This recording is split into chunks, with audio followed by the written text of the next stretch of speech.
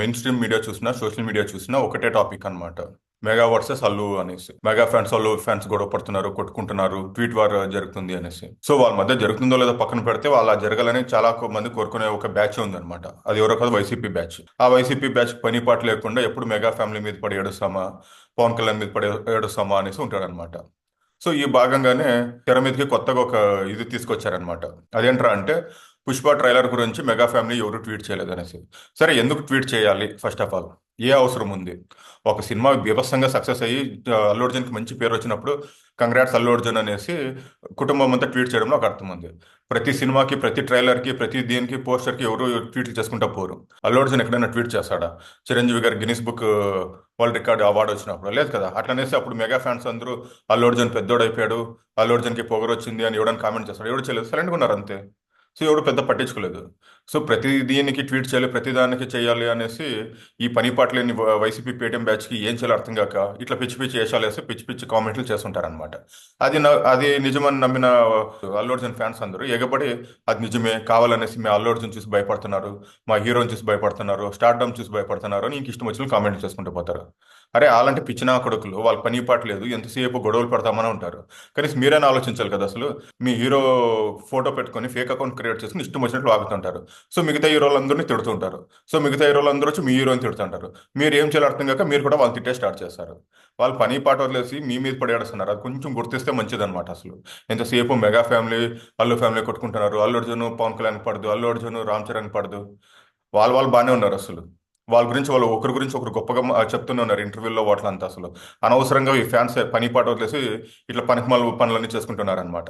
ఈ ఎంతసేపు ఈ రెచ్చగొట్టకి పేటీఎం బ్యాచ్ రెడీగా ఉంటుంది, కానీ ఫ్యాన్స్గా ఒక కొంచెమే ఉండాలి కదా. అరే మా హీరో మొన్న చిరంజీవి గారి గురించి ఎంత గొప్పగా మాట్లాడాడు, పవన్ కళ్యాణ్ గురించి ఎంత గొప్పగా మాట్లాడాడు, మధ్యలో ఈ ఎవరో కొంతమంది పిల్లల నిబాగాలు ఇట్లాంటి ట్వీట్లు అన్ని చేస్తుంటే మనం అన్నిటికీ ఎందుకు సపోర్ట్ చేయాలని వాళ్ళు కూడా ఆలోచించాలి ఒకటికి రెండు సార్లు.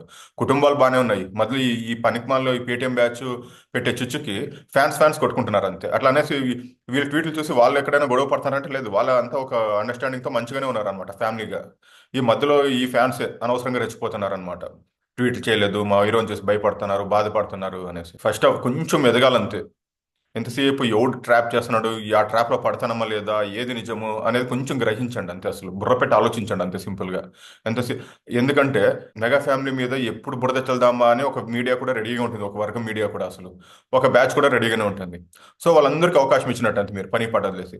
ఎంతసేపు అదే వ్యూస్ రావాలన్నా మెగా ఫ్యామిలీ, అల్లు ఫ్యామిలీ ఇద్దరు కొట్టుకుంటున్నారు, తిట్టుకుంటున్నారు. ఎక్కడ ప్రపంచంలో ఎక్కడ జరిగినవన్నీ వాళ్ళ కుటుంబంలోనే జరుగుతున్నాయి అన్నట్టు ప్రొజెక్ట్ చేయాలి.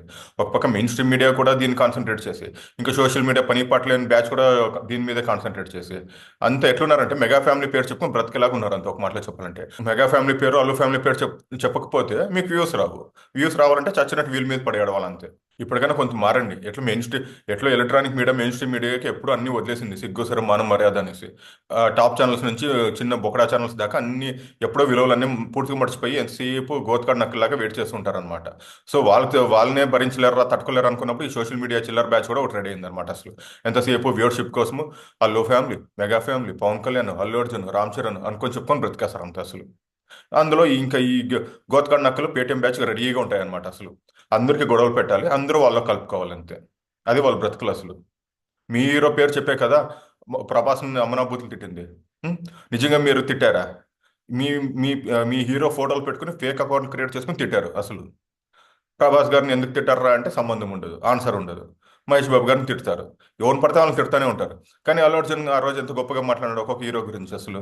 వాళ్ళు బాగానే ఉన్నారు, అనవసరంగా ఈ పేటీఎం గాలు వేసే ట్రాప్లో మీరు పడుతున్నారు అంతే. అది నిజం అనేసి మిగతా ఉన్న బ్యాచ్ ఫ్యాన్స్ కూడా "ఆ, మా హీరో తిడతానారా, మేము హీరోని తిడతాం, మీ హీరోని తిడతారా, మేము తిడతాం". ఇది ఇట్లా ఉంది అంతే పరిస్థితి అయితే అసలు. కొంచెమైనా ఎదగండి అంతే. ఏదో జమానా కాలంలో బ్రతికినట్టు ఇంకా అలానే బ్రతుకుతాము, కొంచెం కూడా మైండ్ సెట్ మార్చుకోకుండా అంటే ఇంక మిమ్మల్ని ఎవరు ఏం చేయలేరు అంతే.